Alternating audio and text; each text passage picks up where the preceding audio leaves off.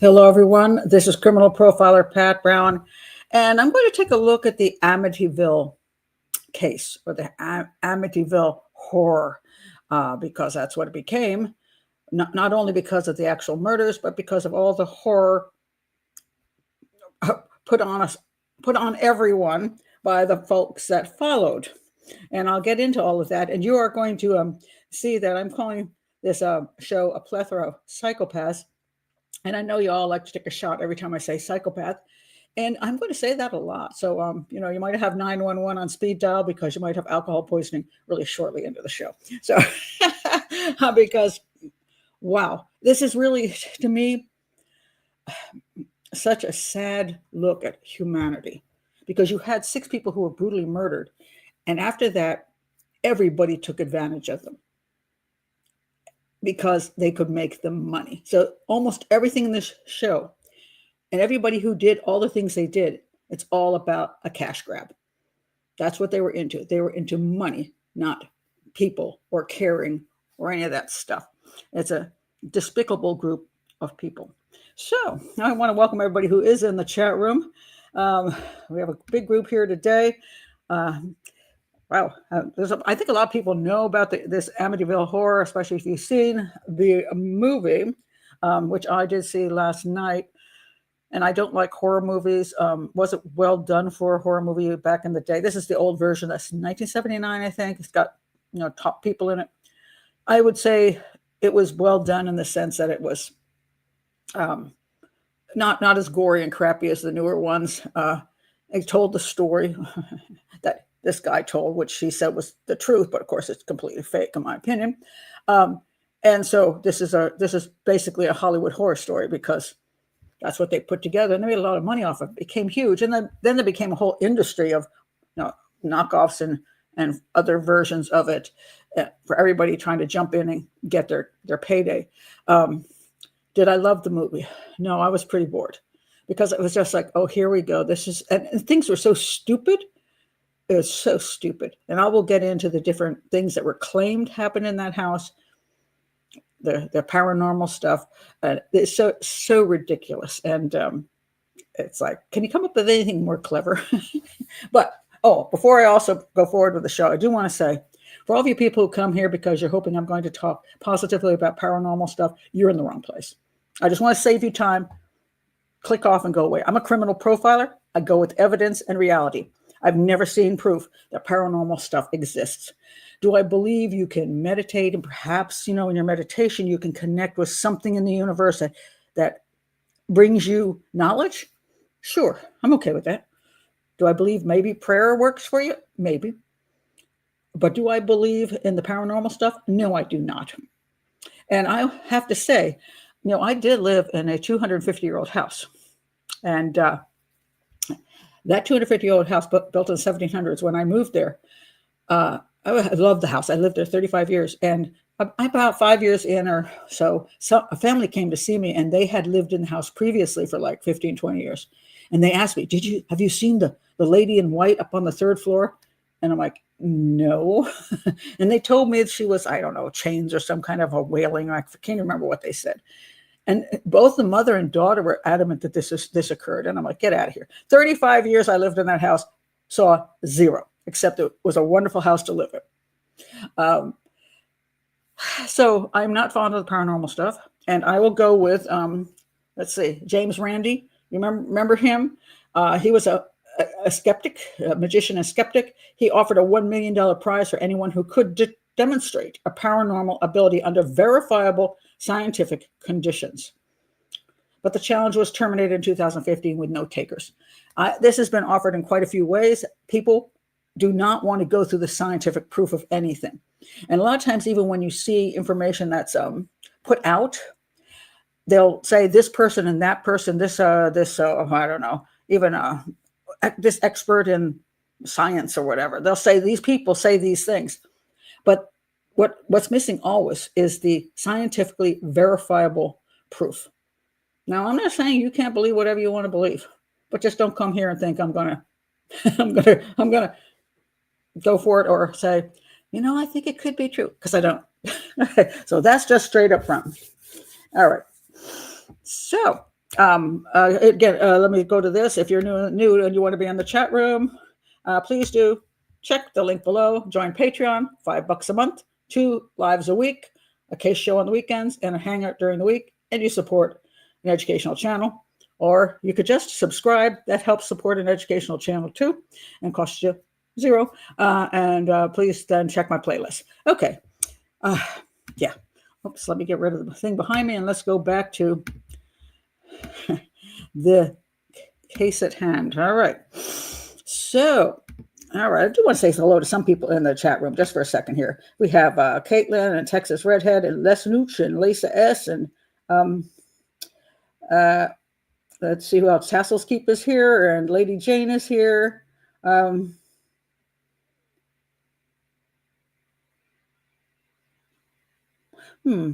not sure. I'm just looking at some of the comments here. Les Nooch says, I lived in a house from 1734 and never saw any ghosts, sadly. I would have liked a friendly roommate. That could be useful. They don't eat much either. Let's see. Caitlin's here. Clarissa's here. Tonia's here. Tetrafin is here. Allison is here. Oh, there you go. You have heard about it, but don't know anything. Well, I will catch you up on it all. Don't worry. Let's see. Cecilia's here. Who else is there? Christoph is here. If I miss your name, it's because I just can't get through everybody. But I just want to say, Amy's here. I'm probably repeating myself now. So anyway, Lila. This is interesting. Lila says, a plethora of psychopaths. Oh dear. But I do think that Daddy DeFeo, if not the P word, was at least a very violent narcissist. We're going to get into that because one of the problems I have with this whole case is that it's almost like we have the unreliable narrators all over the place because everybody has their agenda. It's very hard to tell what the truth is. So, yeah. So anyway, if I didn't say hello to you, sorry. Hi. Anyway, I want to go to what I watched besides the movie, which I now can say, just for the sake of it, I have seen that movie. But I did watch 2 other things, which is probably, well, I'll show you the one that's the best thing out there on the internet. All right, this is called Shattered Hopes, the true story of the Amityville murders. And there's a 3-part series. It's supposed to be 4-part. So the first part is basically on the original murders, and then it gets into the characters that moved into the house and claim they saw all the stuff that then started this whole thing here. They have a ton of people on the show, friends. They have psychiatrists. They got FBI people. They've got paranormal people. They've got, wives, husbands. They got everybody rolling through this show. So it goes on for 3 long shows. And there was supposed to be a 4th, but for some reason it never happened. But I did watch the majority of the shows. Very well put together. But the unreliable narrator pops in during the shows. And I started I'm going, I'm not sure I buy this. And I'll show you exactly where I didn't buy it the most. Now, not all of their stuff, but some of it. Then I also watched this, my Amityville Horror. Now, this is, this guy here is Danny. His name, I just want to pull up his, I don't have his, do I have his whole name here? Danny Lutz, his parents moved with him, his stepfather and his mother, and I think he went with his couple sisters and sister and brother or something, a couple siblings, and they moved into the house. And that's where the whole story came from, because after the people were murdered in the home, his stepfather and mom, and he and the family moved there. Only lasted 28 days because of all the horrific paranormal stuff going on, and then they fled. So this particular YouTube thing has the son grown up telling about his experiences at the time. So I'll get into that. Yeah, I will. So anyway, let's get to what the story is about. Let's start. We got to start with the actual murders in this house. Now, the basic information on this is the murders occurred in November 13th, 1974 in Amityville, Long Island, New York. And somewhere in the middle of the night, when these people were sleeping, 6 members of this family were shot to death in their beds. And this was the family. Let me show you.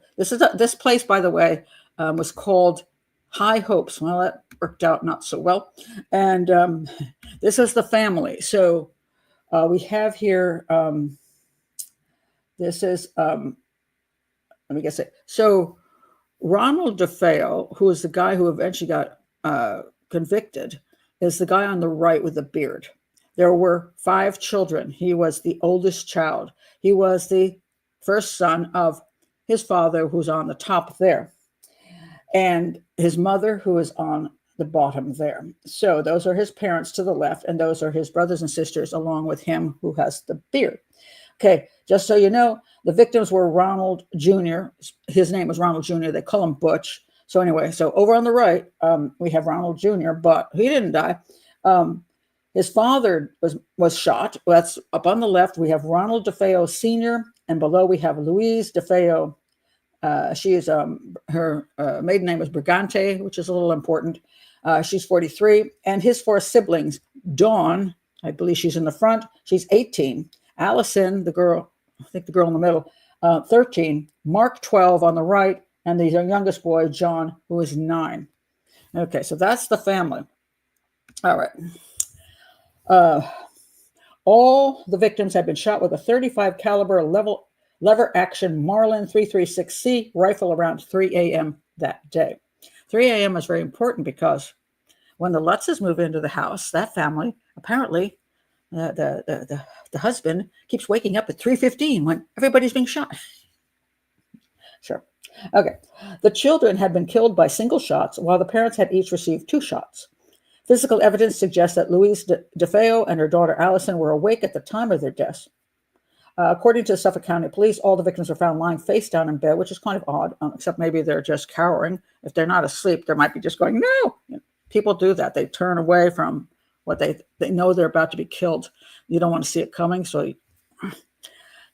now you're going to get a lot of claims, like in every one of these things. A lot of people like to think, oh, Butch, he didn't kill his family, or the mob killed his family because the mother's father had some connections to the mob. So the mob killed the family, and he just got the blame. And then other people helped him. Some friends helped him. His sister helped him. Somebody helped him. I'm going to say that nobody helped him. He did it himself. But I will get into the actual why I think that in a little bit. So anyway, the DeFeo family had occupied this home at 112 Ocean Avenue since purchasing the house in 1965. All right. So Ronald DeFeo, who is here with his dad, was also known as Butch, was the eldest child of the family and its lone surviving member. Now, what happened on that day? Well, that day at 6:30 p.m., he was 23 years old, Butch, and he entered Henry's bar and shouted, "You've got to help me. I think my mother and father have been shot." And he and a bunch of people went over there, and they found the parents dead inside. He wouldn't go in, supposedly. And then they called the police and so on and so forth. So they were all dead, except him. It's always amazing when you're not the one who ends up dead, but the rest of your family does. Almost always, that means you're the killer. Almost always. But there are exceptions. So then, by the way, I am reading from Wikipedia, just in case, because I like to give credit, and people go, I think you're just reading from Wikipedia. Yeah, I am, because right now this is the clearest statement I have before I get into more of the details. However, so he was, his name was Butch. That's what he called him. That's Ronald DeFeo Jr. He was taken to the local police station for his own protection because it could be, oh my God, I'm also in danger. And he also, he suggested, now this is interesting, he suggested to the police that the killings had been carried out by a mob hitman named Luis Fellini. Is that like, it's Fellini instead of Fellini, like the movie director, but okay. I don't know if there was one or he just made that up. However, an interview at the police station exposed serious inconsistencies in his version of events. The following day, he confessed to carrying out the killings himself. Fellini, the alleged hitman, had an alibi. Oh, he was a real guy. Okay. proving that he was out of state at the time of the killings. DeFeo told detectives, "Once I started, I just couldn't stop. It went so fast." He admitted that he had taken a bath and redressed and detailed where he had discarded crucial evidence such as blood-stained clothes, the Marlin rifle, and cartridges before going to work as usual. Case closed. Okay. There wasn't a lot of stuff to think about. Now, it's funny because if you think of the Menendez brothers, what did they claim? They claimed their parents were killed by, I don't know, was it the cartel or something? So one of the things, if you have if you can hook your parents up to anything that might be slightly questionable, like the mafia or the cartel, you might as well just say they did it. And of course, Menendez brothers were lying because they killed their parents. And here we have a son who kills his entire family, including his younger brothers and sisters, and claims the mafia did it. So because they did have a family connection to the mafia. So he at least had something to go on, where the Menendez brothers were seriously just making it up. All right. Now, I'm not going to go through. You can look on a million places on the net, including the link that I gave you for that long show, and they will go into all kinds of other details about how the crimes went down, what position the bodies were in, and all this stuff. And I know, because I'm a criminal profiler and I love to do crime scene analysis, a lot of people are thinking I'm going to do that, but I'm not, because this is one of these super obvious cases, and I don't have about 30 hours to go through all the details so I can disprove all the people that claim he didn't do it or he had help doing it. But I will talk about the claim that he says his sister helped him do it, which is pretty interesting. So anyway, here he is. He's getting arrested, and here he is in prison. That's his mugshot. Here he is in prison, and he's actually in that 3-part documentary, especially at the end where he starts telling the story about what really happened. Yeah, what really happened. Okay, and let me tell you the stories that he gave. Well, let me move back, because most people do think he was involved. So the question was he involved alone, or was he involved with his sister, which is one of the claims. So the stories go like this. When you listen to these programs, they present the father as being a really awful man. Okay. So we have the senior guy. I'm just pulling his name up here in front of my Ronald DeFeo Sr. They present him as just an abusive, horrible man. Now, the problem I have with this is that we're getting a patchwork quilt from a whole bunch of people who see the family in different moments or spend time in different ways. And the one thing said during the this particular series, where they had the FBI person, I think the psychologist, I can't remember, talking. They're just talking about the generalities, like you don't know what goes on behind closed doors. Well, you don't. You do not. But you also, if you're looking from different people's points of view, everybody sees things differently depending on their relationship with the victims. Whether they're a kid at the time, whether they're a teenager, whether they're best friends with the parents, whether they're somebody who doesn't like somebody. You're going to get all these different stories. And once there is either a murder or a divorce, people will come and take sides on things. And if you get the media involved, you really can't trust a lot of times what people say, because they're excited to get into the media and say things. So it's really questionable. So the father in this particular story, I'll give you the basic story of why the father turned his son Butch into a mass murderer, a family annihilator. It goes like this. So Dad Senior meets up with a pretty woman, which she was quite frankly a very pretty woman, and she's there at the bottom. She's very lovely, actually, and her father has really good business. I forgot what the business was. Auto business, something like that. Trying to find it here. Let's put it this way. He had a lot of money, and she wanted to marry this guy. and daddy wasn't happy. So he's like, screw you all. You're going to marry that bozo. I really don't, I'm kind of semi disowning him.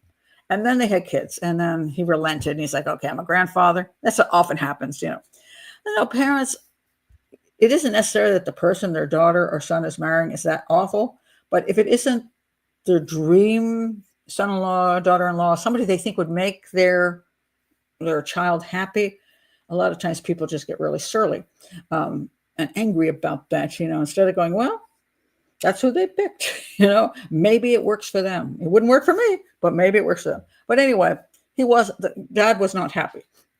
And the grandfather of Butch wasn't happy who his dad married. But then when the kids came along, and there were 5 of them, he relented. He helped them out. He gave dad a job. He helped pay they gave him a lot of money. They lived in an apartment with like a whole bunch of kids, and it got to be too much. So daddy basically bought this house for them. Beautiful house with big house that children could enjoy. There's a water out back with a dock, and you can have a boat. And I mean, it's a great place to raise kids. Absolutely lovely. And so,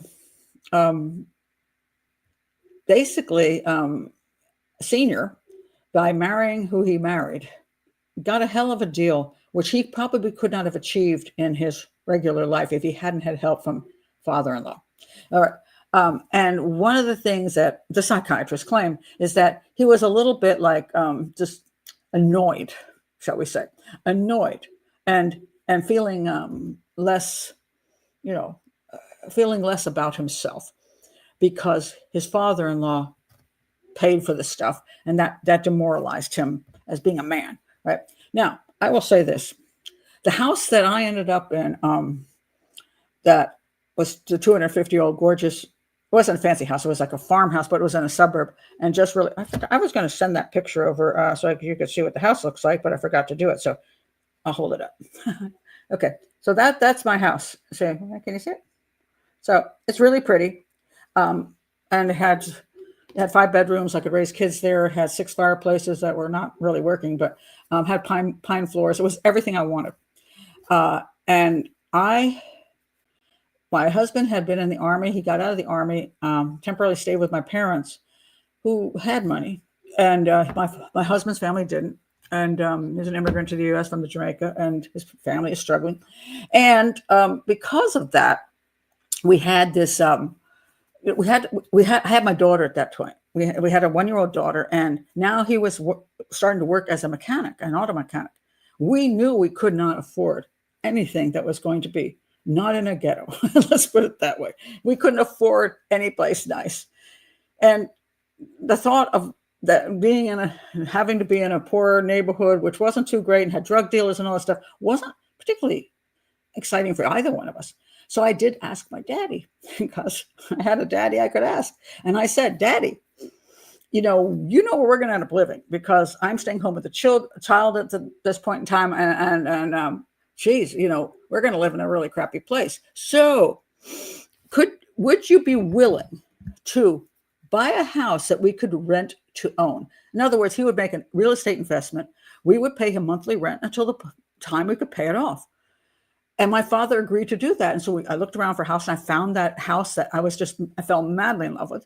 It turned out to be pretty cheap because it could use work, and it was in a neighborhood. It was one of these houses that if it had been in a fancy neighborhood, somebody would have rolled in there and put in $500,000 and it would be spectacular. But because it was in a neighborhood where it was a more middle class, working class neighborhood, a lot of people, their own businesses, plumbing and electrical, and they had trucks and stuff. They couldn't really sell that house for very much because people who had money didn't want to move there and put the money into it and not get it back out. But I'm like, I don't care about that. I want that house. That house is what I've always dreamed of. And I'll put my effort into it. And I did. I had to rip up floors, and I got the pine boards back to beautiful, and I painted walls, and I did all kinds of stuff. And I loved that house. And I lived there for 35 years. And we were happy there. We raised our children there. Everything was great. But one day, my husband, who's now an ex, said, well, I don't like the fact that your father owns the house. And I'm like, he was always the glass half empty guy, And I'm like, no, think about this. You came to this country from Jamaica, and your family was not very well off. They were struggling. Your mom worked 3 jobs. And now you've got a good job. You've got a beautiful house in a neighborhood. That's good. Your children are happy. Your family's happy. Yes, I know your father-in-law owns it, but we're paying the rent. We're going to own it one day. But it bugged him because he wasn't doing it himself, because he was relying on his wife's father. And I know it bugged him. It did bug him. So can I have some sympathy for Ronald Sr., that he wasn't that happy about his father-in-law owning the house? Yeah, I get that. Okay, so that is can be a big problem. And sometimes what happens in those circumstances can happen is that the father-in-law then lords it over the son-in-law. I'm giving you a job. I've given you a house. I've given you my damn daughter, So, hey, you got to do everything I want. You got to respect me. And it can put a person in a very powerless position. So was Ronald Sr. overly happy about everything? He probably did love the house, and he liked boating and stuff. So he probably liked it, but also didn't like it. So there are claims. Now, this is where the claiming comes in, that he wasn't, he was a controlling guy. He was an angry guy. He was a bipolar kind of guy. He got angry and would beat his wife, beat his children. He was vicious and therefore, and then eventually became kind of almost kind of obsessed with religion and having visions and things like that. And perhaps at that point, losing his damn mind.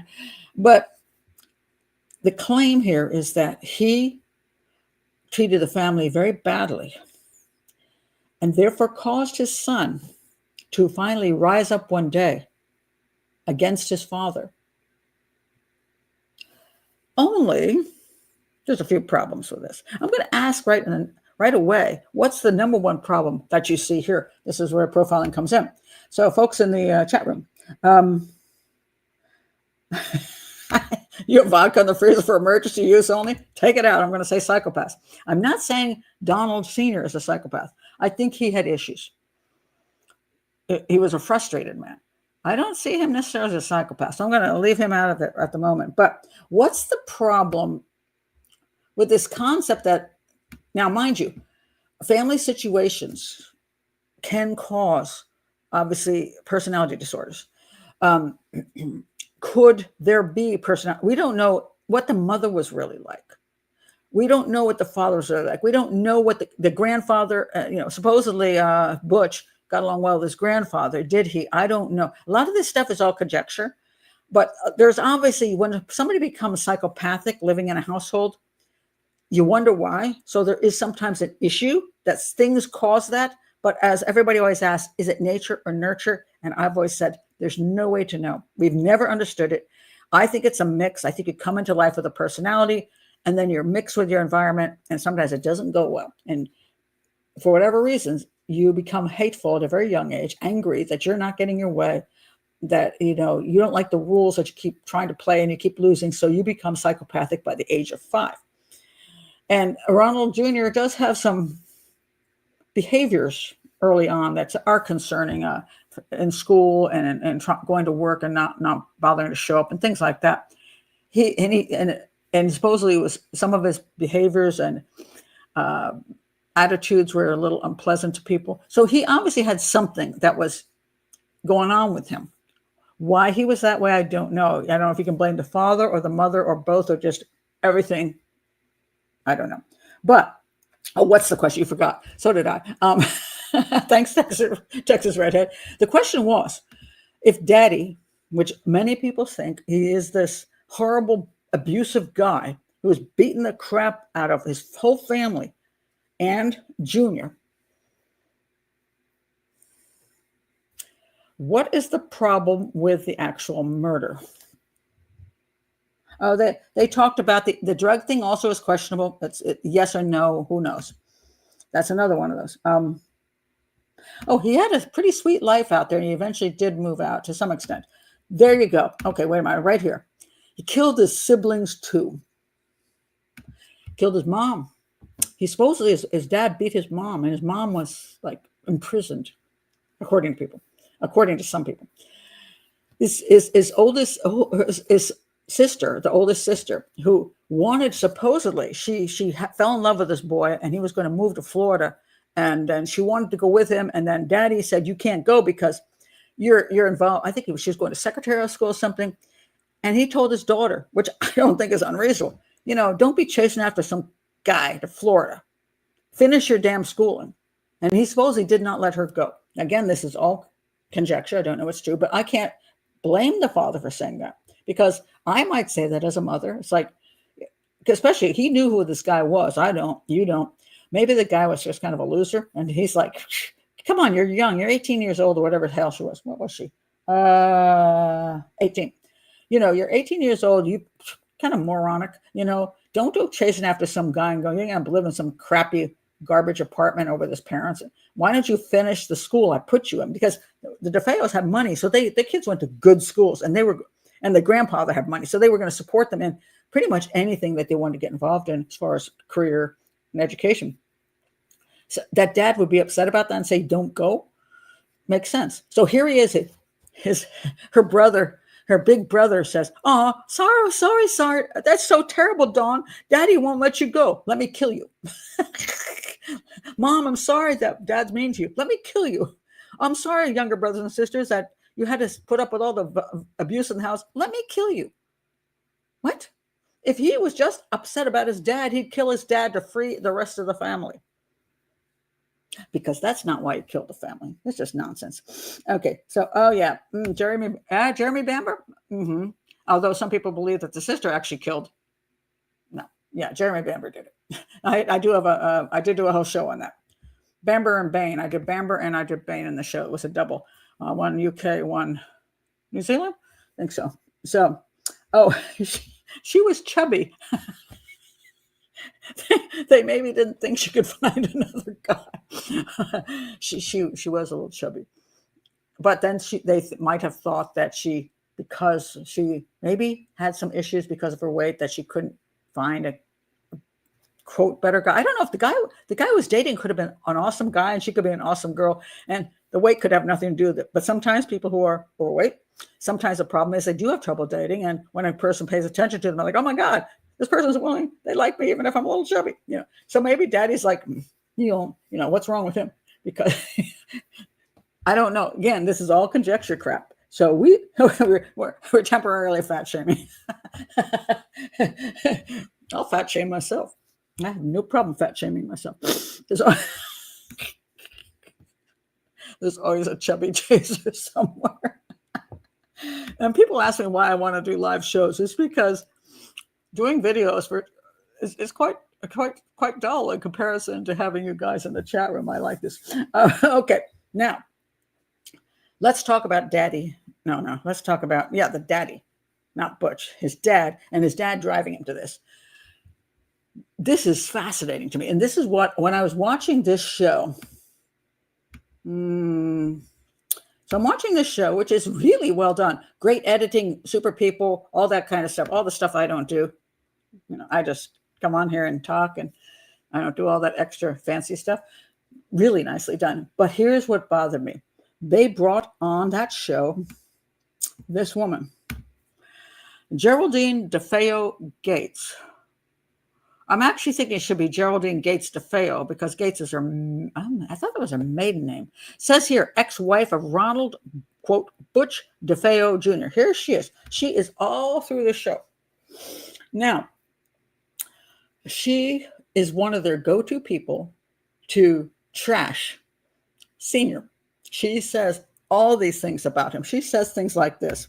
They were having dinner, and Junior, Butch, dropped his napkin on the floor. And when he went to reach down to pick up his napkin, his dad got really pissed off and said, look, we respect the person who cooked this food. You don't get up from the table without excusing yourself. And Butch says, Dad, I was only reaching for my napkin. I wasn't getting up from the table. And Dad gets so pissed off that he grabs him and starts beating the living crap out of him. Now, what I want to know, to me, if you're a true journalist, You have somebody coming on telling a story. I want to know right away, is there verification of this story? Where does this story come from? This is a private family dinner. Everybody in that family is dead but Butch. Now, unless a friend of the family or a friend of Butch's or somebody came over and had dinner with them, maybe a mother's friend, or maybe Dawn's friend, from school, she came over. And so there's one extra person at that table to say, oh my God, what is he doing to his son? He's beating the crap out of him. Unless that person exists, where does that story come from? It either comes from Butch himself, who in my opinion is, now I can use the word, psychopath and a pathological liar. So if he says that's what happened one night, I have no way to believe that's true. And then we have her, Geraldine, and she's telling story after story after story after story about massive abuse. She's telling, let's see, what else does she tell for a story?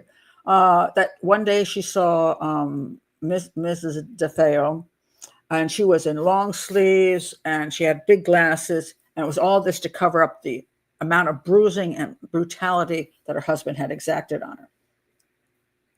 Is that backed up? I'm sorry, if you're going to be a journalist, you're being a documentary, where's the backup besides this woman? And so she's telling story after story about how abusive the family was, how horrible the family was, how she and Butch, they were living, she had some other kids, and then he hooked up with her, and Daddy called her a whore. And one day they moved out to their own place, and Daddy didn't like the fact his son was living farther away and wasn't spending time with the family. So he came over and he said, you're part of our family. This woman is worthless. And she's like, but we're married and he's my husband and I'm his wife. And he's like, well, I don't care. So Butch ends up spending half the time back at this house and half the time with his wife, like going back and forth. That's her claim. Pretty weird. And then she just has story after story after story. And she's through this whole documentary as being this person with all this knowledge. And I'm just thinking, is this true? Now it's like, for example, there's this couple, Pat and Gloria. What is that? Pat and Gloria Gangitano. Okay. Pat and Gloria Gangitano, supposedly friends of theirs. They don't seem to see any of this stuff. They spend time at their homes. She's best friends with them, the wife. They don't see any of this stuff. And this is where the psychologists come in and go, but things happen behind closed doors. They're missing. Maybe. Or maybe it didn't happen quite as much as good old Geraldine claims. Maybe there is. I mean, here's the other thing. If you condense a lifetime into a short time, you can make every single minute of somebody's life seem like hell, when maybe it's not that way. I mean, marriages aren't perfect. Family life isn't perfect. People get frustrated. Sometimes they scream and yell, throw dishes and stuff like that. Not that I ever threw a dish. Never. And, but I always picked the dishes I didn't care about. Anyway, things aren't perfect. But there's times in between when things go very well. Now, mind you, there are imperfect marriages that people struggle with certain things. And then there are 100% abusive marriages. Those are the marriages you should get the hell out of. Okay. If that's going on, you shouldn't be in them. She tells a story, which I thought was fascinating, that she was in an abusive marriage with the 2 children. And then she hooked up with Butch, who she said was kind of like, she hated him in the beginning. And then by the time she spent too much time and she fell in love, she married her. So you were in an abusive marriage and you took your 2 children to another abusive marriage? Is that what you're trying to tell me? So if you're in a super abusive marriage, yes, you should get out of that and you should take your children away because your children can be harmed. I'm 100% behind that. But when I hear other people telling the story of how abusive a marriage was, and they're bringing in everybody that they feel like, and they're condensing years and years, like, let's say everybody, I'll say this, everybody knows a time, unless you're like pure as the driven snow, where you lost your cool and said something like embarrassing. And once upon a time, we didn't have people with their stupid ass phones who just suddenly, they're like They're like filming you, and then they put you on freaking, Twitter and or on TikTok, and that moment of your life where you lost it for some reason now is public knowledge. Once upon a time, I think we've all had moments where we shrieked at our kids or shrieked at our spouses. They shrieked at us, and we got through it and we went on with our lives, because life is not perfect and we have times when it's just difficult. And as long as it doesn't go past a certain point of where it becomes ongoing abuse and that kind of thing, I mean, we do have those moments.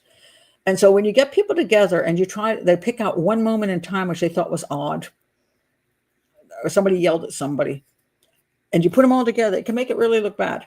And you could only have like 10 incidents in 10 years, and none of them are violent, but somebody screamed or somebody, whatever. And you put all those together in a documentary, and you get a very stilted opinion of it. And I just don't know, because I can't trust what I'm hearing.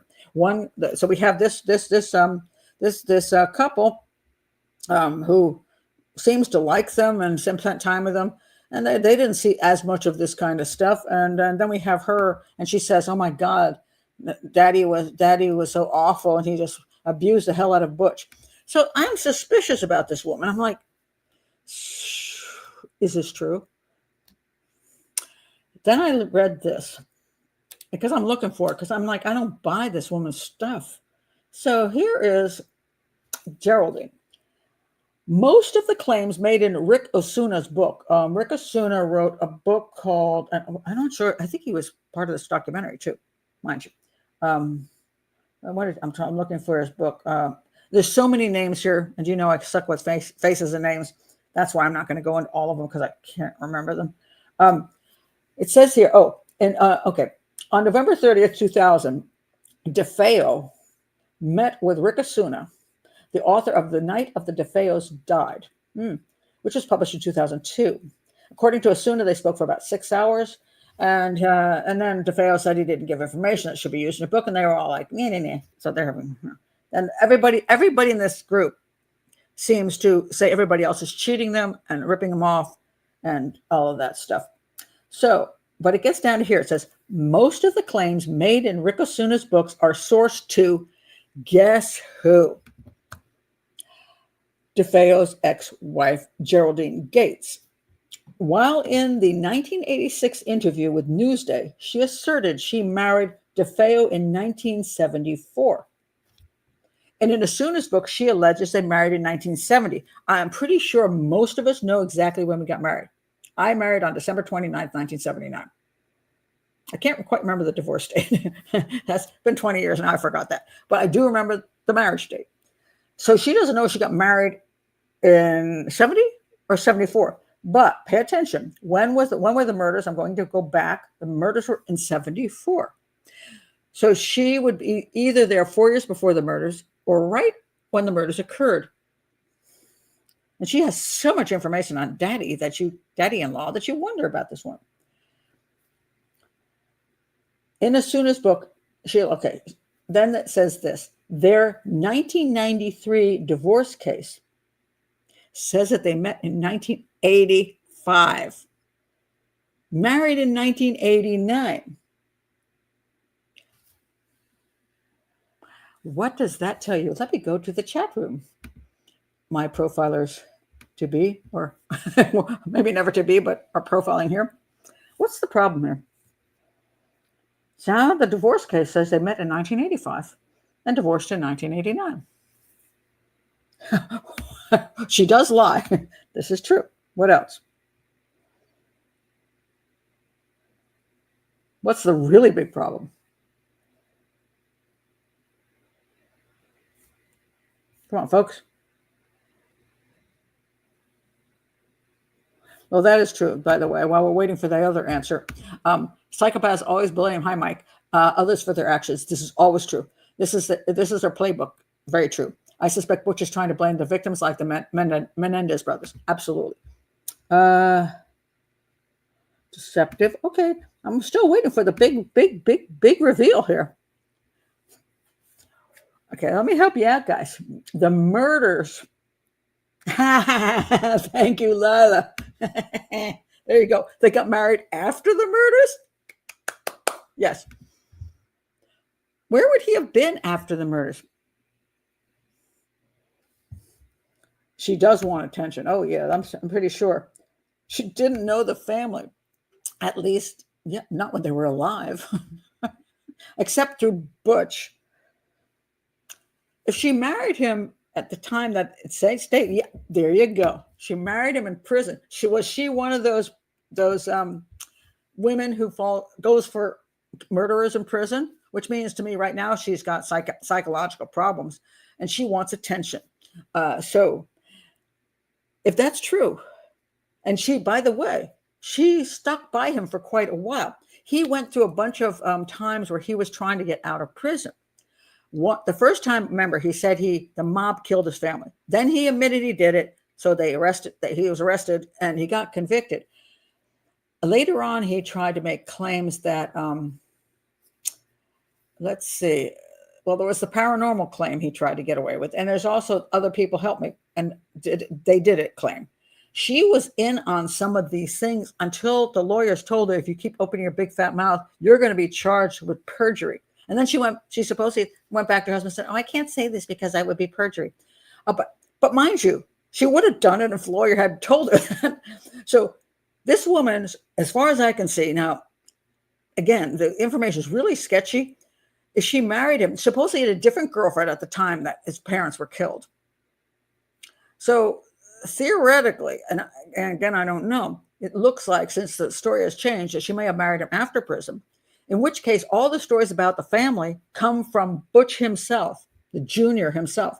My daddy did this, my daddy did that, my daddy beat my mom. And he tells her stories, and then she goes and tells the stories in a documentary. So we do not know if any of those stories about Ronald Sr. are true. So I will let Ronald Sr. off the hook. Maybe he wasn't the best daddy in certain ways. Maybe he wasn't the best husband in certain ways. I do not know, but I have zero proof that he actually committed the level of stuff that they said he committed. And some of that stuff wasn't normal daddy thing, like not wanting your daughter to go run off to Florida and marry some guy who maybe the father thought he was a loser.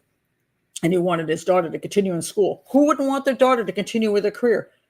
In other words, he didn't want his daughter to just get married off to some guy. He wanted her to have, well, he must have been a feminist, you know? I mean, so was everything about dad as bad as they said? I just simply don't know. But here to me is the big, huge point. If Butch was so angry at dad because it was so horrible, he would have only killed dad. If he was trying to protect his sister and let his sister run away to Florida, he would have helped her run away to Florida. Supposedly there was actually, I think she did this thing where she hired a couple guys to pretend that she was kidnapped so she could get some money to run away to Florida. That's a story. Also, good old Butch also says, right, somewhat close to the crime, that he that somebody carjacked him, essentially stole and attacked him and stole money from the business that he had on him at the time. He was, and that didn't come out well because they could never prove that anybody was there but him. So he probably stole money from the business and trying to blame it on. So we see these psychopathic things happening. But if he wanted to protect his mother, wanted to protect his sister, just wanted to get rid of his father, the whole family wouldn't be dead. And one of his later stories is that his sister okay, let me read you the story he tells at the end, and then I'll go back to what I actually think he did. All right. Okay, let's see. Okay, his stories. According to Osuna, DeFeo claimed he had committed the murders with his sister Dawn and two friends, Audrey DeGenario and Bobby Kelska, out of desperation because his parents had plotted to kill him.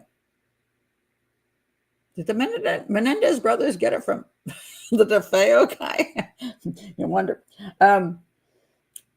He claimed that after a furious row with his father, he and his sister planned to kill their parents and that Dawn murdered the children to eliminate them as witnesses. Wow.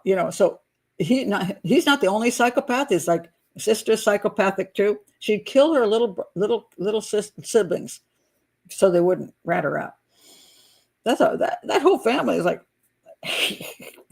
pretty scary. He said he was enraged upon discovering his sister's actions and knocked her unconscious on the bed and shot her in the head. It's always when, man, okay, I'm going to see if you can come up with it.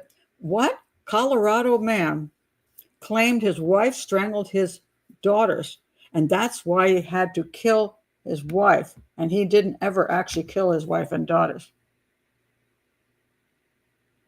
Who could that be? Because that's one of my favorite ones. Watts. There you go. Very good. Good job. Watts. Yeah. That was his story.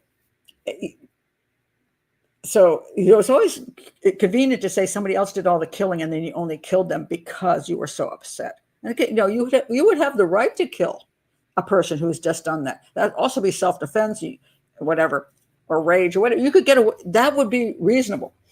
But that's what he claims. He said that he was enraged on discovering his sister's actions, knocked her unconscious, shot her in the head. Police found traces of unburned gunpowder on her nightgown, which DeFeo his proponents, like his little fan club, found traces of unburned gunpowder on her nightgown. Which alleges proves she discharged a firearm. However, at trial, the ballistics expert Alfred de la Pena testified that unburned gunpowder is discharged through the muzzle of a weapon, indicating that she was in proximity to the muzzle when it was discharged and not that she fired the weapon. That is true.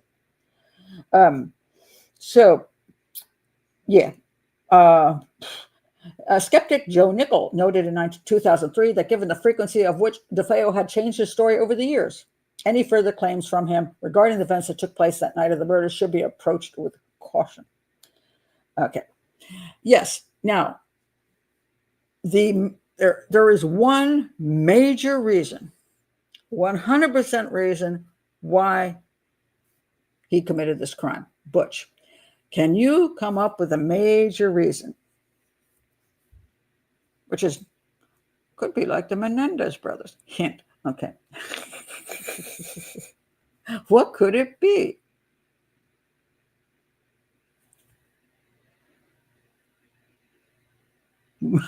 Thank you, KJ. Money. There you go. Money. Greed. Absolutely. Money. Yep. If the reason all the family has to die, yes, insurance money, moolah, you got it. All of these things, true. If he just was enraged with his dad, he could leave the rest of the family alive. But if he leaves the rest of the family alive, he doesn't end up with the money. Now, there's a bunch of ways. It could be the insurance money. It could be any kind of, there's a lot of possibilities. He supposedly was a favorite of his grandfather. And once he eliminates the rest of the family, maybe granddaddy would give him everything. He had been quite spoiled as a child. And as a teenager, he got lots of stuff. His grandfather really supposedly liked him because I think he was probably psychopathic enough to play his grandfather because his grandfather didn't really love his dad. So if he could play his grandfather, he would get all the things, that he wanted. So he's probably slick in that, the whole thing is about greed. And you can't leave the rest of the family alive if you don't want to share every damn thing with them. Once they're all gone, first of all, dad's not going to tell you what to do. Mom's not going to tell you what to do. Your sisters and brothers are no longer an annoyance, and you get all the money. So anybody who thinks it's anything but this is crazy. That's what it was. He wanted the money. He's a psychopath, 3 shots. Okay, that's what he was. And anytime he talks, you can see he's psychopathic. So when you do watch the few interviews with him, you're like, wow. And then his little freaky wife, who is obviously wanting attention, probably Munchausen syndrome type of person, who wants attention by hooking up with a killer and saying he's innocent and doing all his dirty bidding and she's willing to do anything to get in the limelight. So, yeah, she's a sick one, in my opinion. So, all right, that's the first half of the show. All right, to the other part. Now we're going to get to the Lutzes. So we have the whole family's dead. It's been about a year. And during that year, nobody will buy this house because the concept of moving into a house with 6 murders, and every room has had a gruesome murder in it, definitely makes people uneasy, shall we say. Now, when I moved into my house, the joke always was, my house was built in the 1700s. And certainly over those 250 years in the old days, I'm sure people died in every room. The infant died in the crib, dad died in the bed, grandpa, whatever. Somebody died somewhere. And also, our house was a route for the Underground Railroad as well. And there are actually tunnels. It's very cool. It's a very cool history. But the neighborhood kids, when they came to play with my kids, used to joke because of the age of our house. And they'd say, well, you got people buried in your bed. You're buried in your yard all over the place. My comeback was, oh, no, we don't bury them close to the house. They're buried out under your house, which would actually be true. If you're going to have a family graveyard or whatever, and you have a big, huge farm, they're not going to be in your front yard. You're going to have them someplace else. No, they're under your house. So we used to joke about that. But the house was a wonderful house, a warm house. And of course, the house, the concept that the house is alive and the house is containing these feelings, it's all nonsense. So to me, the house was a place that many families had come through, many historical things. We had one of our people that lived there had a still in the basement. We found the materials for that and ran it was called Sportland once, and there's a boxing ring outside of the house during the 1920s, which the illegal liquor that he was making. And they ran the boxing matches. And so that was an interesting thing. The lawyer for Mary Surratt also lived in my house. And so that's kind of interesting. So there's a whole bunch of things that, the house was very known for as part of Maryland's history. But the house was just a house, and it was a sweet house. And never did we feel anything off in that house. But we didn't have a brutal murder in every room. Okay. So I can see the concept that when you're going to buy a house and people are blown away in every room, including children, it's kind of creepy. So a lot of people don't want to buy that kind of house. The Lutzes just decided to buy that house. And that included Mummy Lutz, who didn't seem to have a problem bringing her children to this house. Now, they supposedly asked, according to her son, remember, you can go listen to her son, in the this production. Put it up here again. I'll link it below. It's free, and it's an hour and a half of son here. He's this is what he looks like. Okay, so I'll get to him in a minute. But anyway, the Lutzes.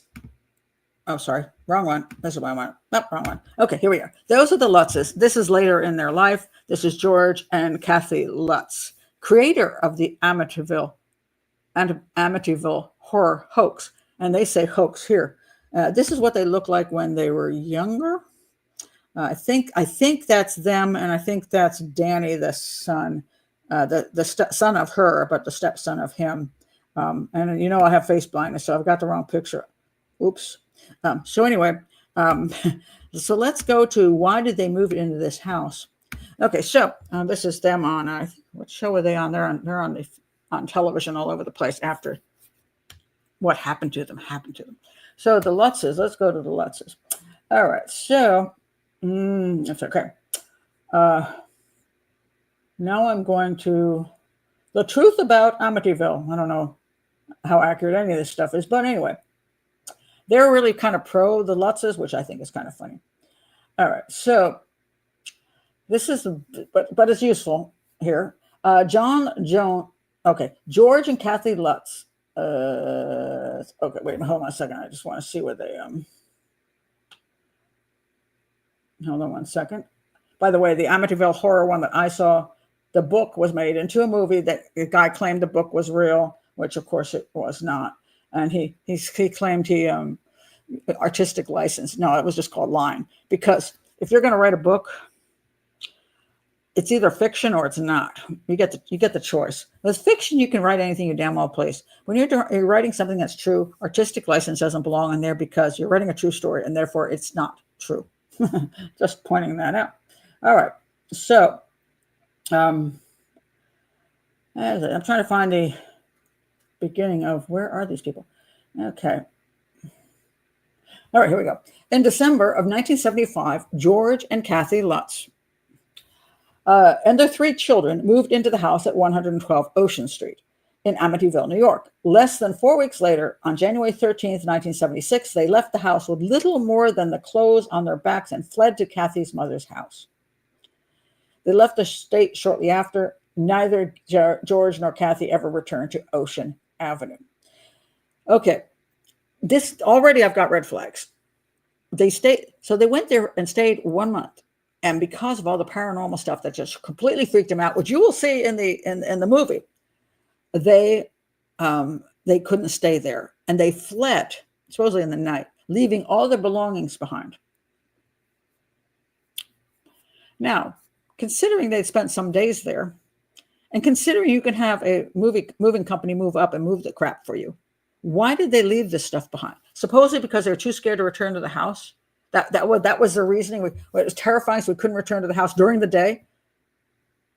We couldn't have anybody else go to the house during the day to pick up our stuff because there's a thing called a moving company. You send them. They never went back. Why is that? Well, I'm going to tell you something right away, that this is very true of people who commit arson on their own homes. Here's what they do. So the house burns down, and they're like, "Oh my God, I've lost all my precious things. It's heartbreaking for me." And then you go into the storage unit and you find all the photos are there. Anything that's worth any money is there. The jewelry's in there. All the things they love are in there. What the arson burned down was the crap that they could care less about. So they remove everything that they want and then burn the house down. And they can also, first of all, they can get the insurance company to pay for the stuff that's missing. And secondly, they're not losing the things that mean something to them. I cannot find out actually what was left in that house. I don't know. And of course, they're not going to tell us. And so I don't know. So just because they left stuff in the house doesn't mean it was of any value to them. They took out the most important things. Secondly, they could have sent somebody back to pick it up. So it makes zero sense. Let's look at logic. Then supposedly, now everything about their leaving the house and what happened after that is very, very vague. There is also supposedly something about them, the stuff being sold off. So either they're making money from it or it was being sold back to them. I don't even know. Just don't know. But if they're going to sell the crap off, they're still getting the money out of it. So my guess is that they took the stuff that really meant something. But anyway, what happened to them? All right. It says here, the Lutzes were owners of a successful multi-generation family business. Although they put a great deal of money into the house, they were not known to be in deep financial trouble. That's not exactly true. He was actually having financial troubles. They bought a house that was way above their means. And the question is, why would they do that? And it says they weren't known to be storytellers, scam artists, or oddballs. Oh, but everything they said after that says they were storytellers, scam artists, and oddballs. They were all accounts a normal young couple. Again, supposedly, the son, Danny, says that mom and he and his mom divorced, and that was pretty upsetting for them. And then mom married this guy, came out of the military or something, and his dad didn't like him or the fact that she was remarrying and insisted he has to adopt all the kids to get the divorce or something. It's like, first of all, that's creepy. If you're a kid and your father dumps you and says, "Look, I don't even want to take care of you anymore. If this guy wants to marry your mom, he's going to pay for everything. So I'll just sell you off, essentially. Have you adopted out so I don't have to have any more financial responsibilities." So you already got something wrong in that family. Let me tell you. So then what happened next? All right. So I want to find the details of what they said happened while they were there for all of 28 days, supposedly. All right. So they had this horrible things happen to them while they were there. Let me find I'm going to Andrew. Okay. So this is the story, the plot of the book, that was written by, what's his face? Jay Anson is the guy who wrote the book, and then the movie was made out of it. So the plot of the book is based on these people and their experience for 28 days in this house. That they bought this house and they were forced to run away from the house because of what happened. Let's look at what happened. The book describes a house at 112 Ocean Street as remaining empty for 13 months after the DeFeo murders. In December 1975, George and Kathleen Lutz bought the house for what was considered to be a bargain price of $80,000. The 5-bedroom house was built in Dutch colonial style, had a distinctive roof and blah, blah, blah, had a swimming pool and a boathouse. Quite good for $80,000 at the time. And both of the Lutzes had their own homes. And then when they got together, they each sold their own homes and got this one. But it still wasn't quite enough money. Kathy had 3 children from her previous marriage: Daniel, 9, Christopher, 7, and Melissa, Missy, 5. They also owned a Labrador, Malamute Labrador dog named Harry. During the first inspection of the house, the real estate broker told them about the DeFeo murders and asked if this would affect their decision. They decided it wouldn't be a problem. But supposedly, they asked their kids, do you have a problem living in a house where everybody got murdered? Okay. Anyway, the Lutz family moved in on December 18th. Supposedly, there's a lot of questions about whether they even actually moved into the house. There's stories that they never actually even moved, that this was a complete setup from the beginning, that George Lutz, that he had this concept. He was already into paranormal stuff, and he heard about this crime, and he thought he could make some money off it. There's a claim that they actually never moved in. I don't know that that's true. They moved in on December 18th, 1975. Much of the DeFeo's family furniture was still in the house. Oh, so when they ran from the house, the furniture wasn't even theirs? I didn't even know that. That's a good deal. It was included for $400 as part of the deal. Okay, so what did they leave? Supposedly some food in the refrigerator and some clothes in the closet? Oh, that's terrifying and terrible. What a loss. A friend of George Lutz learned about the history of the house and insisted on having it blessed. At the time, George was a non-practicing Methodist and had no experience of what this would entail. Supposedly, he actually was he was non-practicing already. He's really interested in the paranormal and satanic-y things. But that's just another statement. Kathy was a non-practicing Catholic and explained the process. George knew a Catholic priest named Father Ray who agreed to carry out the house blessing. And in Anson's books, the real-life priest, Father Picaro, referred to as Father Mancuso for privacy reasons. Okay, whatever. All right. So supposedly he arrived to perform the blessing. They were unpacking their belongings on December 18th, and he went into the building to carry out the rites. When he flicked the first holy water and began to pray, he heard a masculine voice demanding, "Get out! Get out!" When leaving the house, he did not mention this incident to either George or Kathy because, you're a Catholic priest and the demons or the house or the dead people are screaming, "Get out, get out." But you don't warn the people because why bother? Anyway, so then he called George. Oh, then he did call George later and advised him to stay out of the second floor room where he had heard the mysterious voice, where also there were tons of flies and all kinds of weird things happening. That's the former bedroom of Mark and John Matthew DeFeo that Kathy planned to use as a sewing room, but it was cut short by static. Oh, so every time he calls on the phone, it's static because, the ghosts are interfering with the phone. All right. Following his visit to the house, Mancuso allegedly develops a high fever and blisters on his hands, similar to stigmata. At first, they experienced nothing unusual in the house. Talking about their experiences subsequently, they reported that it was as if they were living in a different house each. Okay. Another attempt was made at a house blessing by George and Kathy. They experienced what turned out to be their final night in the house. The Lutzes declined to give a full account of the events that took place on this occasion, describing them as too frightening. After getting in touch with Father Mancuso, the Lutzes decided to take some belongings and stay at Kathy's mother's house. Oh, they did take some belongings. And they didn't leave everything behind? Okay. In near Deer Park, New York, until they had sorted out the problem of the house. They claimed that the phenomena followed them there. Okay, so not only did it happen in the house, it followed them over to the mother's house. With the final scene of Anson's book describing greenish black slime coming up coming up the staircase. On January 14th, 1976, George and Kathy Lutz and their 3 children and their dog Harry left 112 Ocean Avenue, leaving all their possessions behind, or some of them, or whatever was actually theirs. The next day, a mover arrived to remove. The next day, a mover arrived to remove the possessions to send to the Lutzes. So they did get a mover. So other things say they didn't get a mover. So get out of here. Just because you leave in the night and go stay someplace, make so much deal of this. Anyway, he reported no paranormal phenomena while he was in the house. What a surprise. Anyway, anyway, the writer of this book claimed that the information he got was from the Lutzes, and the information included all kinds of things, like, for example, the son claims that on the last, that's not them. Those are demonologists or a bunch of other scam artists.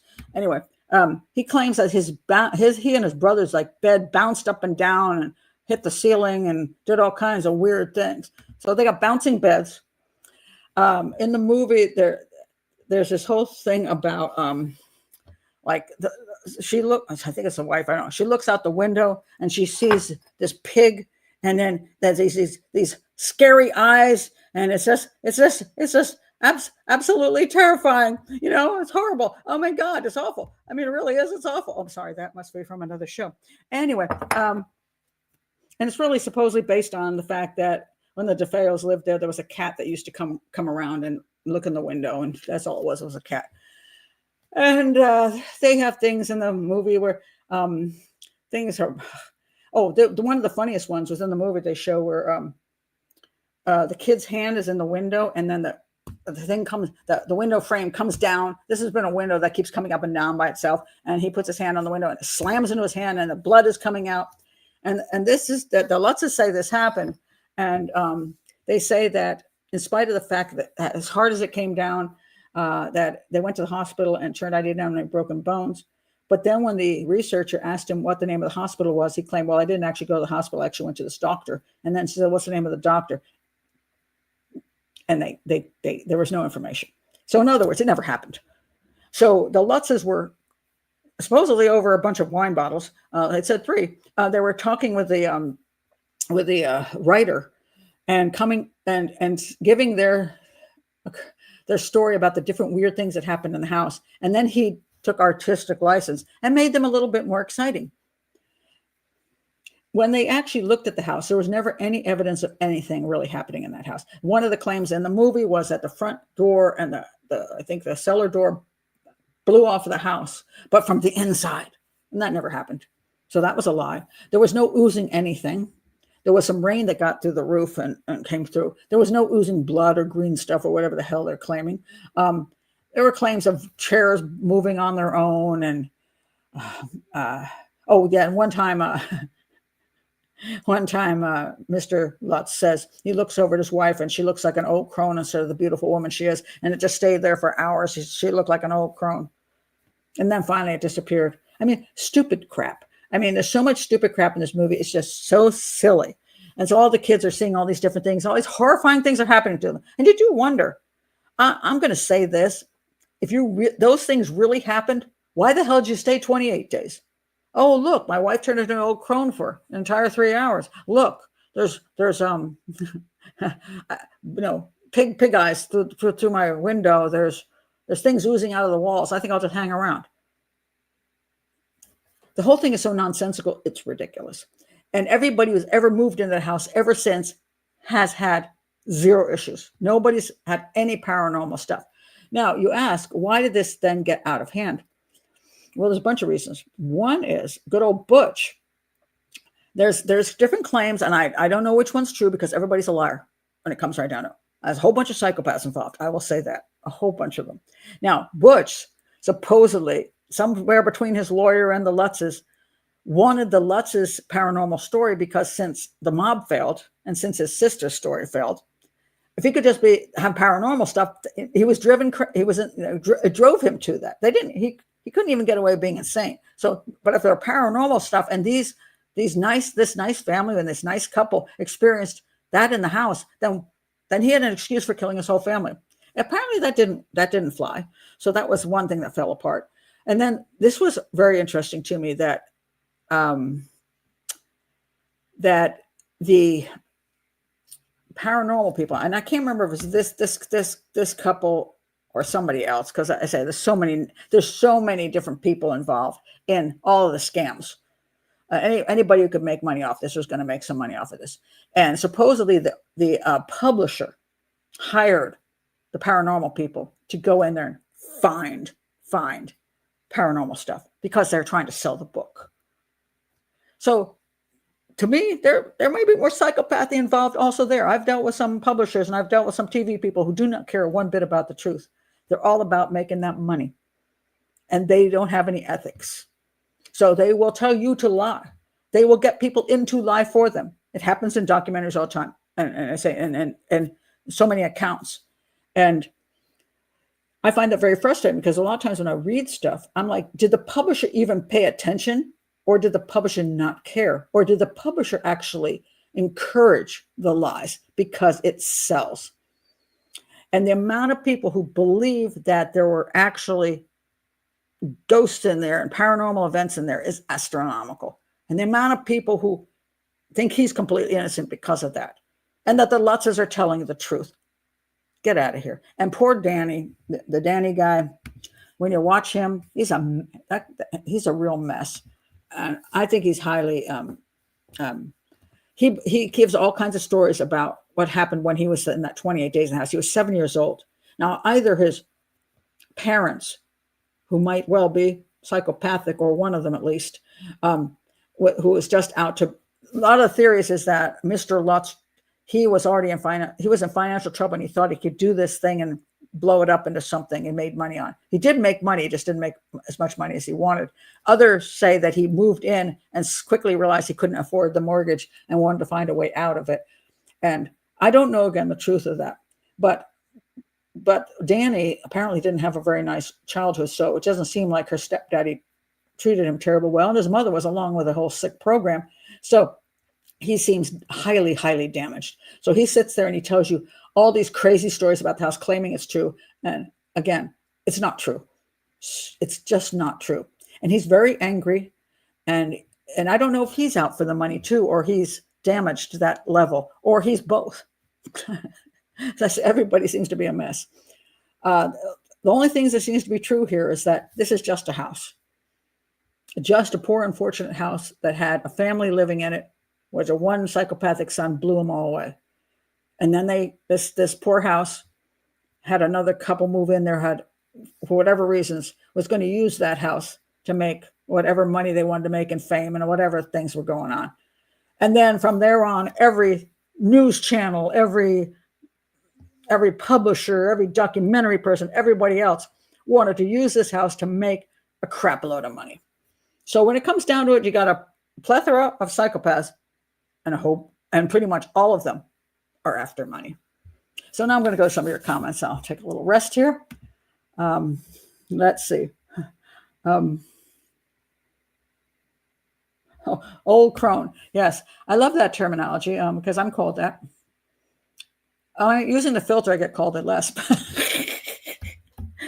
but it's a very derogatory term, of course, for a female, and in every possible way, that you're like a witch and some horrible creature that people should not want to be near because you're unpleasant in every way. An old crone. It's lovely. So his wife turned into an old crone, and therefore he didn't want to be near her. You see how that works. An Exorcist copycat. I forgot when The Exorcist came out, but yeah, there's a lot of, one of the things they said happened with this movie was they started a lot of the trope things where all the things that happen in a paranormal house were created here. And then they just rolled into every other single one of these paranormal shows. So to me, the only kind of paranormal show I like is if it's clever. If it's something very unique and you go, oh, that is kind of creepy, or I wouldn't have expected that. But all the regular stuff is just like, oh, here we go again. Oh, God. To me, it's just boring. And I was bored, to tell you the truth. I was bored. Watch out for the pigs. Cats are demonic. Obviously not a cat person. Who? Is that me or that guy? No, I do have my feral cat right now, but I also did have a pig. I had my 300-pound potbelly pig for 20 years. 20 years. Gwendolyn, my potbelly pig. And if you want to find me with the Gwendolyn, the potbelly pig, just go to YouTube and put in Profiler Pat Brown, Gwendolyn pig, and you will see my the news shows that did shows on my pig. So, and I've had cats for the last pretty much all of my adult life, and iguanas, because I love iguanas. So, but so I don't like it when pigs are called made into demonic creatures either. Although pigs are actually nicer than some cats, you know what I mean? Some cats are a little psychopathic.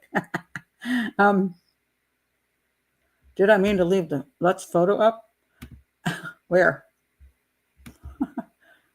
I don't know. I didn't see that. Occasionally I leave a Let's photo up for a while, but it's not there, is it? I hope not.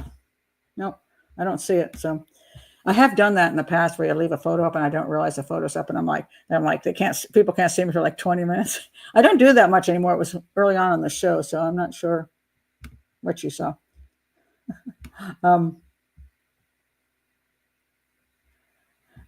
Yeah, demonologist. What? Yeah, crazy. Let's see.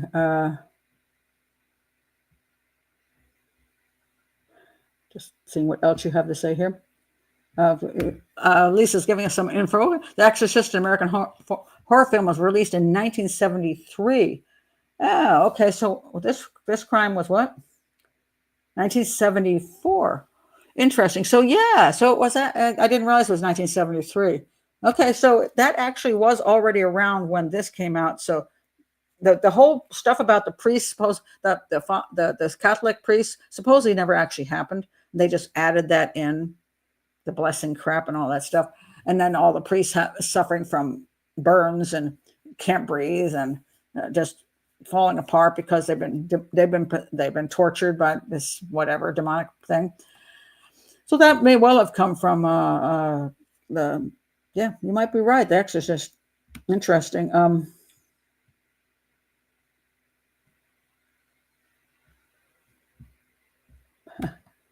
I don't remember that one. When a Stranger Calls. I remember that name of that movie, but I'm not quite sure what it is.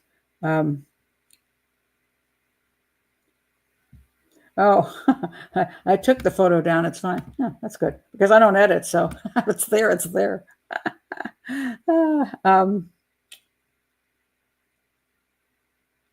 Let's see. A de-crone filter. Yeah. Yeah, absolutely. And I don't have it all the way up to the end yet. So, but give me another couple of years. I'm going to keep moving it. Yeah. I still want a de-crone filter from the neck down though, because they don't fix that part. So annoying. Let's see what other thoughts you have here before I go make my dinner. That's a good question. Mike says, how many of you would be okay with buying a house where a murder or murders took place? And in a way that depends, because since true crime has become so popular, people actually these days look for murder houses because they turn them into bed and breakfasts, and they make a lot of money because people like the creepiness of, oh my God, we're going to the house where people are murdered. And then they get to sleep and, oh my God, I wonder who was murdered in here. And then they get to hear the story, whatever. So that's actually become a good investment. I don't think in this day, but it has become a good investment. But I think they are bought more as investments and as a place that you want your happy little family to go live, especially if you've got kids who know what happened in the house and it's just kind of super gruesome. It's just kind of, it's a little bit cruel, and you kind of wonder. So about that. There's a true. Okay. With murder, it's always, Christoph says, love, jealousy, money, or madness, or all of the above.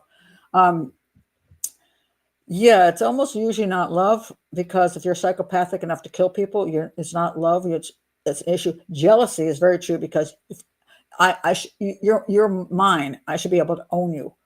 And if I can't own you, nobody else can. That's more of a possession thing. So that's more psychopathic. Money, definitely. Madness. You know, rarely, if you actually look at most crimes, they're not committed by psychotics. They're not committed by people who've lost their minds and or highly schizophrenic or uh, completely out of touch with reality. The majority of them are psychopaths. They know what they're doing. They might claim later they didn't know what they're doing and take off their clothes and run down the street and try to look crazy, but most of the time they know what they're doing, and that's why they do it, because they have a purpose in doing it, and it's always a selfish purpose. A lot of times it's they want money. They getting people out of the way is always useful.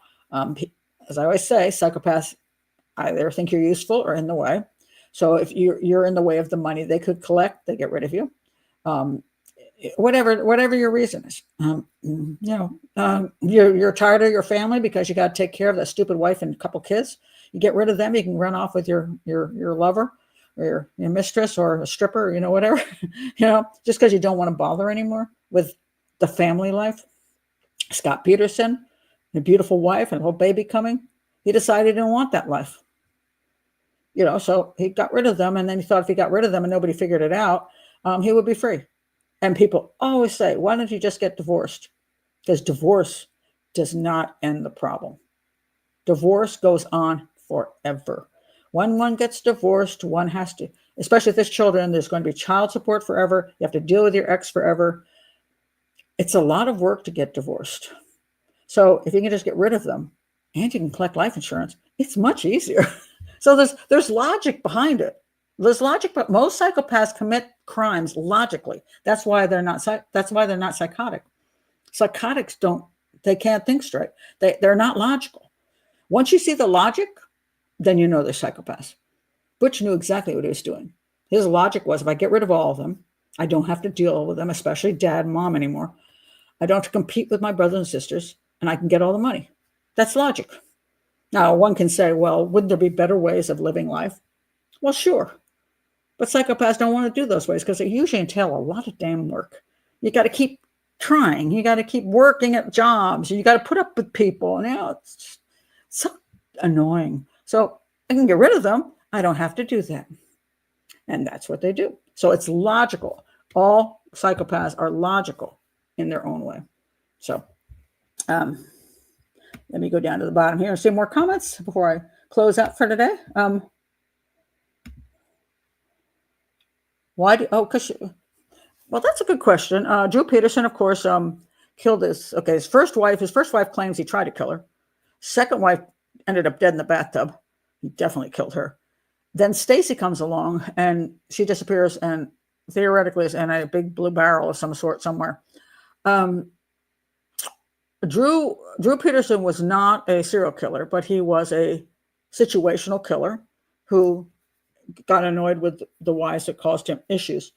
I don't know if he got bored with them or they got suspicious of him or whatever. So yeah, it's hard to actually tell what his exact reason was. I haven't looked at Drew Peterson in his case for a really long time. So one of the things that happens here a lot of times is people will come and say, Pat, you did a show on whatever 3 years ago. Can you tell me? I'm like, I can't even remember the show. I'd have to go and watch my whole stupid show all over again because there's so many details and so many shows.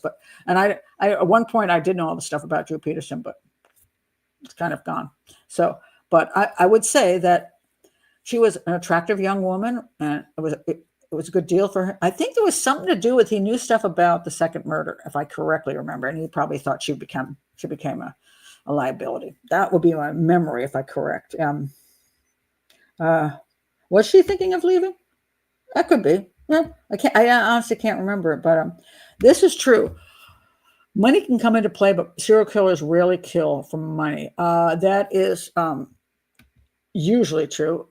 Most serial killers kill for fun and power and control. And so each time they kill, they get the big fat thrill. That's usually the reason for serial killers. That includes both male and female. Males usually include a lot of times sexual homicides, although, as David Berkowitz would say, I'm out trying to rape. I wasn't going to rape you. I was just going to kill you. I'm a nice guy. It's like to shoot them, and women who kill their one baby after the other, they get their power and control through that whole process and the attention they get. Money, There are some well, I call that again situational then. It might be that a guy kills his wife to get the money because he wants to have all this extra money to enjoy life with.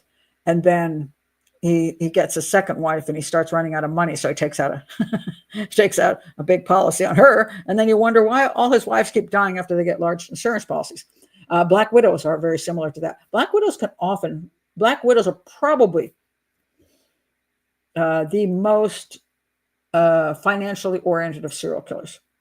Yeah, that is actually true. That probably the number one ones because they choose men that have some level of money because that's what they are after, and they sucker them in to get to be with them, and then they knock them off. And sometimes that's why you say, well, she's been married 4 times and all these deaths are suspicious. Well, it's because she kept collecting money on each one of them. She did get power and control, but through money. So it will be like that. No. Oh, all right. I've forgotten all this.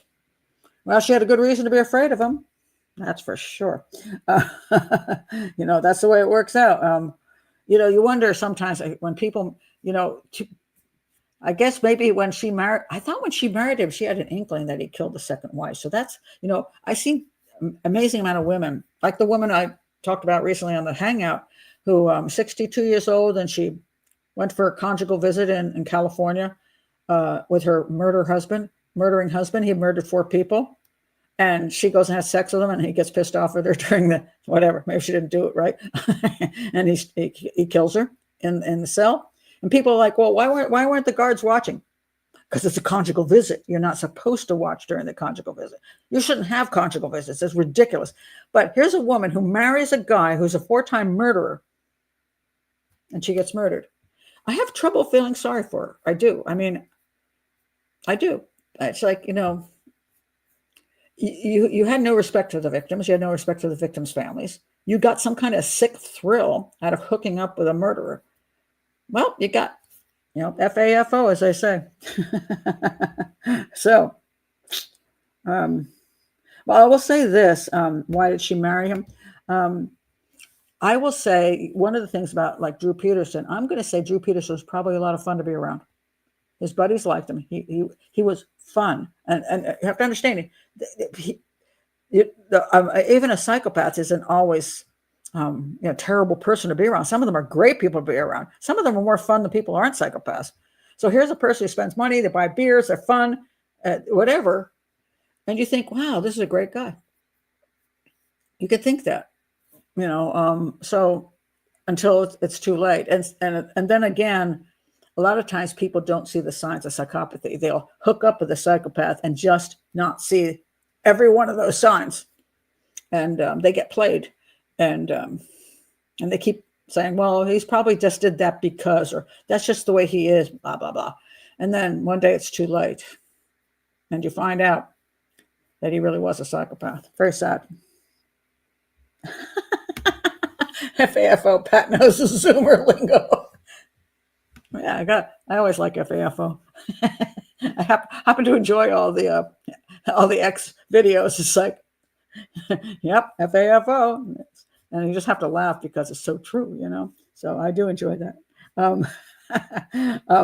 Anyway, okay, I think that's going to be it. It was really interesting, but sad to me because I just found that the fact everybody was like crooks. Everybody.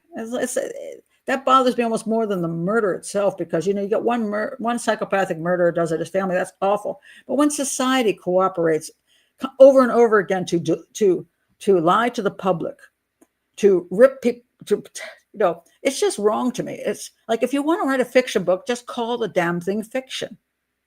So I've written a fiction book and I don't have to apologize for anything in it. It's fiction. And I've written a nonfiction book. My profiler book is nonfiction, and How to Save Your Daughter's Life is nonfiction. What else? All right. Madame McCann book. I gotta look at my shelf. Cleopatra. All those are nonfiction. Everything I put in them that relates to me in those books, if I'm explaining my life or explaining how I did something, it's all true. I didn't use artistic license in them. I don't think it's right because it's a true story. And when I tell you something, I want you to know that I'm telling you the truth, and it's factual. Now, if I tell you a fiction story, I can create that story because that's what it is. It's fiction. But don't call this crap anything true, because you're just deceiving people, and the publishers don't care. And I got in trouble recently because I had a particular channel that didn't appreciate what I said. But in this particular instance, when a son dies, and then he writes a book after he's dead. Now, if that were a self-published book, I wouldn't be bothered so much. In other words, I want to believe that my son is writing from, he's writing from heaven or wherever, from beyond the grave. I want to get a channeler to come in and channel my son's thoughts from beyond the grave. I'm going to put my self-pub book out here. I don't have a problem with that. But when a major publishing corporation publishes that crap, that disgusts me, because I want that. Prove it. I want you to prove it. Before we're going to put your book out, we want to know that you have proof that your son really is writing this book from beyond the grave. And if you don't do that, if you actually put this book out as truth, and many people believe this book because she says so, she says it's real. And a major publisher is behind it. And when you have major publishers involved with nonfiction work, you want to believe that, if nothing else, they've done due diligence and reviewing it to make sure that the person has credibility. When I did the profiler, I did have to provide all my files, because each one of my cases, I said, look, I'm not going to say that every case that might be in this book that I have profiled and analyzed, I could be wrong. But what you won't get is that I'm lying about the facts and the evidence. And I am explaining how I'm coming to conclusions. So everything in here is real. And they put that through that particular book was put through a real long legal mess, and it actually completely screwed up my book being put out on time, because they took too long to do it, and I lost all my publicity. So it kind of screwed me, but they at least went through it to make sure it was legitimate. And but when major publishers put out nonfiction books and don't care how fictionalized they are, that really bothers me. Because they're backing it, and people, they trust in those publishers. They trust in documentaries. How many documentaries have we seen that are just agenda biased and completely full of lies?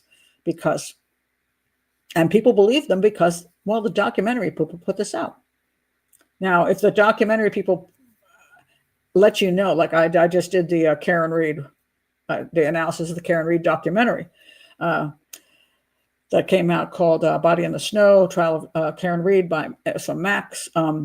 Very well done documentary. One of the better documentaries. And it had the defense team on there, but they didn't bring in enough other people and enough of the information, and were very, very balanced. They left it up to the people to determine what they thought the facts and the information supported. And so it was clear to me that's what they were doing. It wasn't like they were saying the defense team is correct on everything, and everything the defense team says is like making a murderer. They try to make it seem like the defense team that they were presenting evidence. They weren't presenting evidence. They're presenting lies. That's a big different thing. So I still very, very horrified by what Netflix did on that. But this particular one, the Body in the Snow, I thought was pretty impressive. And because I thought, knowing the case, I'm like, did a pretty good job. So, you ain't nothing but a crone, dog. I kind of like it sung that way better. I think that one's much better. Great show, Pat. I'm still thinking of the flashing picture of the pig. I couldn't help myself. I just couldn't. Oh, Lord. Dog discussions rolled in and went away. Oh, there you were. I forgot about this live. I'm an old crone. No, you are not. I think we're the same age, aren't we? Can't be an old crone. It's not allowed on this show. All right, guys. I'm going to go make my dinner. Thank you for being here. And you can check out those links that we'll put. And when it's live show, I always say I'm going to put them in there, and then sometimes I forget. If I forget, you can always send me a comment. Say, Pat, I still don't see that link that you promised. Especially if you're coming here when the show this is, as I point out, the live shows are patron only, but the next week the show will be appearing, and in 1 week it comes out publicly. So if you're the public and you've just watched the show and you're like, I still don't see the link, let me know, because I do forget.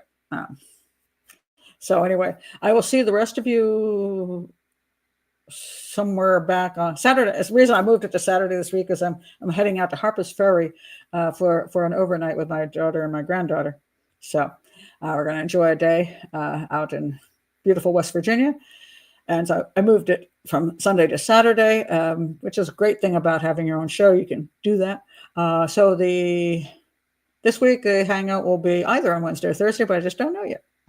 Oh, it has to be Wednesday, maybe. Well, anyway, I'll let you all know. So thank you guys for being here. Always fun to have you in the chat room. It really does. It livens up my day quite well. See you later, guys.